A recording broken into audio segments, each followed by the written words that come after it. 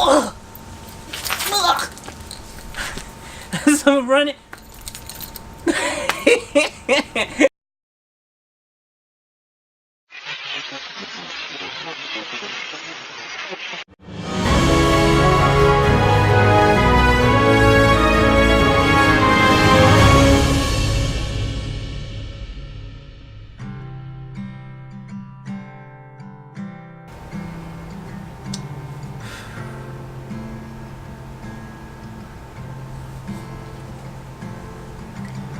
What's up, y'all?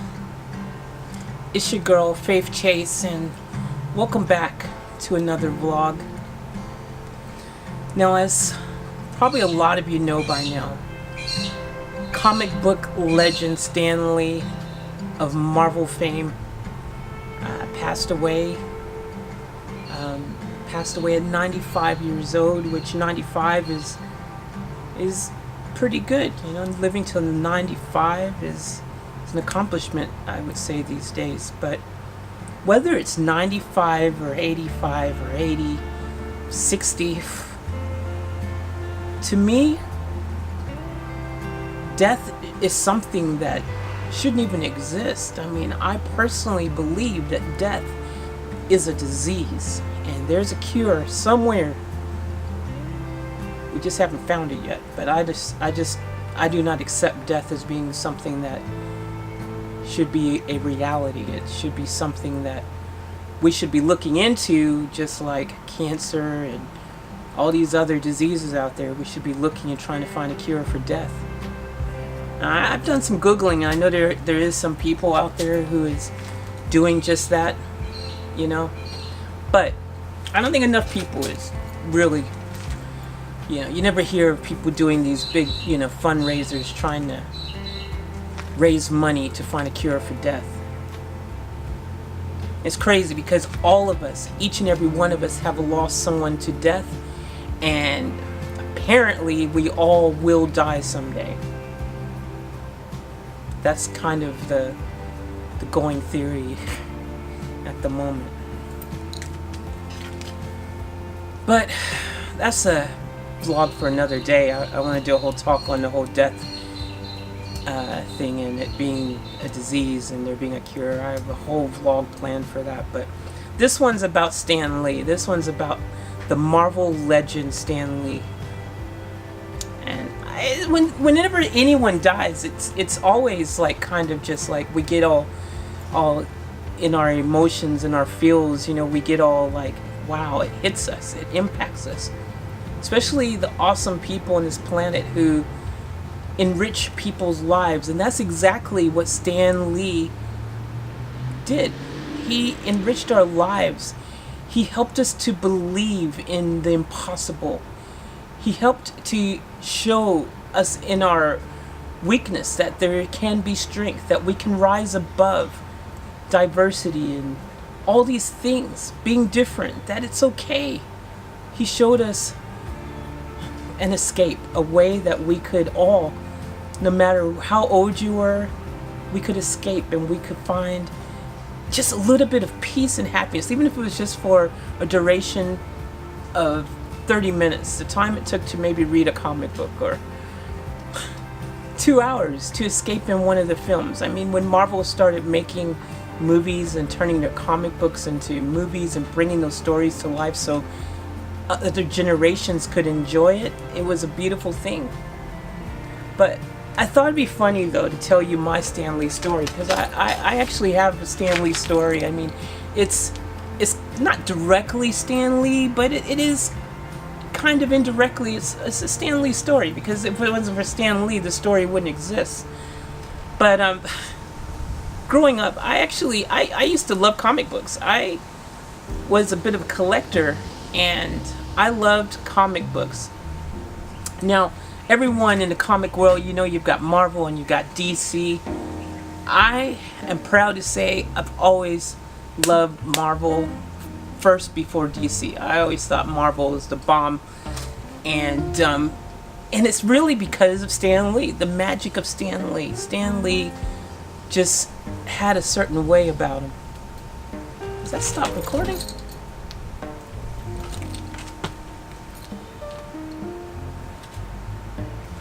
But Stan Lee had a certain way about him, and that was still recording, by the way.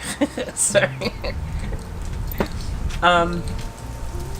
Anyways, I could edit that out, but I might leave it because it's kind of funny. Anyways, I think that growing up, it was funny because I love comic books. I really love them so much, but my parents, at the time, being super duper Christian family that we were, my parents thought that comic books were evil and they were of the devil's work. And so as a kid, even though I loved comic books, every time I got a comic book, you had to kind of be on the DL, if you know what I mean, because my parents were like, comic books are evil, they're of the devil. That kind of thing. Now, since, just to put this in perspective, about, I'm going to say maybe about, I don't know, let's say 10 years ago or something.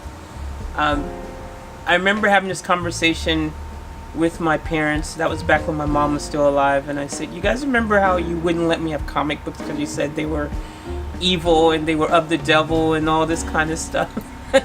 and I remember my parents at the time saying, you know, we made some mistakes. They actually apologized for that, because being a young Christian family, I mean, which my parents have been religious their whole life, so their values, I guess, would have also been from what they learned from their parents, and so on and so on. And if you guys remember, like older generations, even rock and roll was considered the devil's music, if you know what I mean. So older generations had all these things, and they pass it down to their kids, and they become parents, they pass it down to their kids, and it's a chain reaction. But my parents apologized for that and went, yeah, we were wrong about that. It's nothing wrong with a comic book or something. I mean, it's crazy the things that we all think, and there's probably still families out there right now who feel that comic books are evil and stuff like that, or whatever they believe. It's hard to believe in a future that is bright and full of wonderful things when at the time when you're growing up, you just don't see it, for whatever reason. Everyone has their own story and their own reason why. And a lot of that negativity and lack of belief gets passed down from generation to generation. It's why they're still fighting in the Middle East, because a lot of people's views just keep getting passed down and passed down and passed down. And someone needs to break that cycle.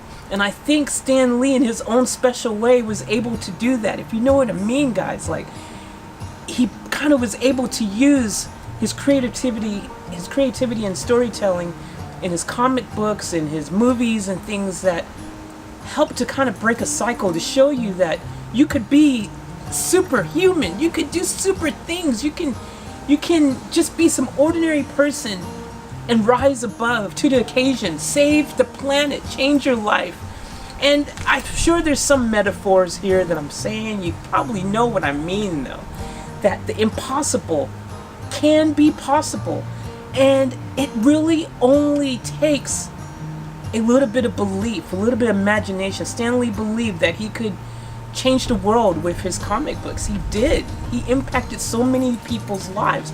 I used to jump off of my bed thinking I could fly. I mean, even, I don't want to admit this because people might laugh at me, but sometimes I still think I have superpowers, and I'll be sitting there trying to move a freaking bowl or move something. I'm like, ain't working, still ain't working after all these years.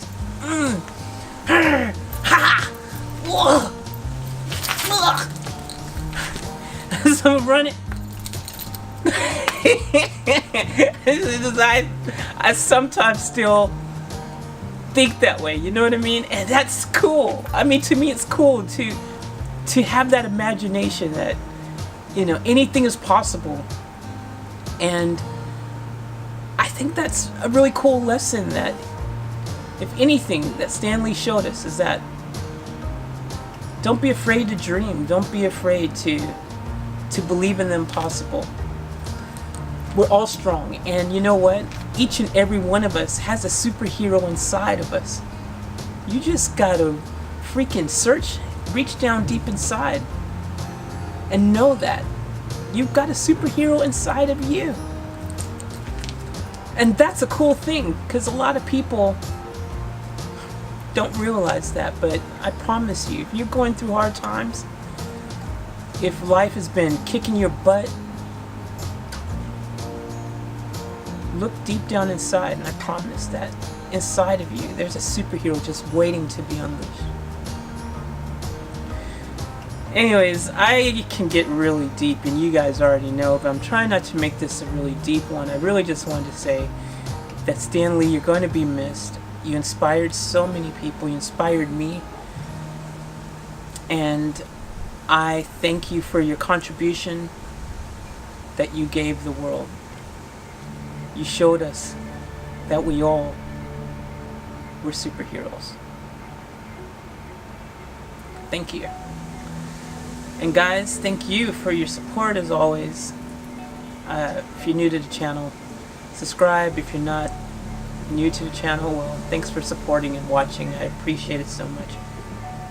And have a good weekend, alright? I don't know, I feel I'm in a weird kind of way today. It's actually been a weird week, but anyways.